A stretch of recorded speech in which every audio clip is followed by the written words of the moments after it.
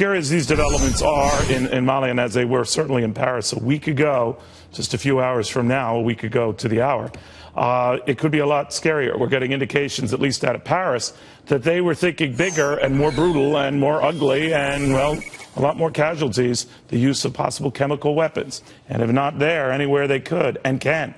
To former ambassador to Bahrain, Adam Ereli, on that. Ambassador, what do you make of that? The fact not only is ISIS changing tactics in the way it goes about conventional terror, but way beyond how they go about that with maybe chemical terror. What do you think of that?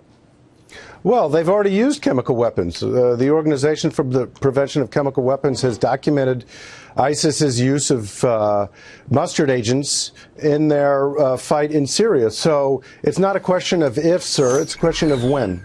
You know, that's the scary part, and whether we could do anything to stop it. I mean, it's hard enough that we track the chatter from these guys. So how would you even deal with something like that? Or is it just going to happen? Well, here's the frustrating thing about listening to all the commentary about ISIS and now the commentary on Mali. The problem is much bigger than anybody really wants to admit. And here it is in a nutshell. As long as these groups control territory and have the institutions of a state supporting them, they will attack us at a time and a place of their choosing, and there's nothing we can do about it.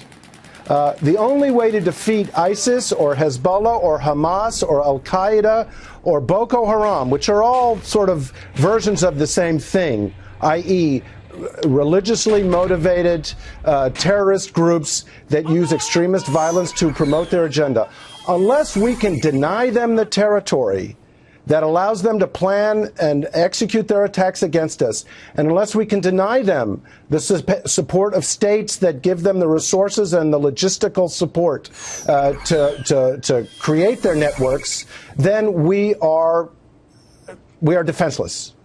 The problem is, however, that to do that requires a couple of things. Number one, it requires states that are friendly to us, that have credible security forces that are in control of their territory. And number two, it requires fighting and working against those states that are unfriendly to us and use their resources and their territory to support these groups.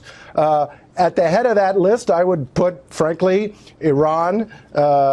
Iraq has become a stateless place where Shia militias and Iranian agents use Iraq against us.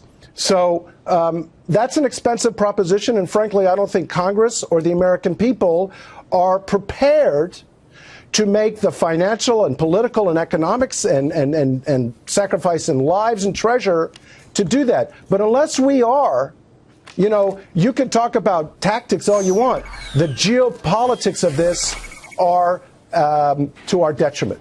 I think you're right about that. And that includes nations we think are friendly to us. Ambassador, thank you very, very much.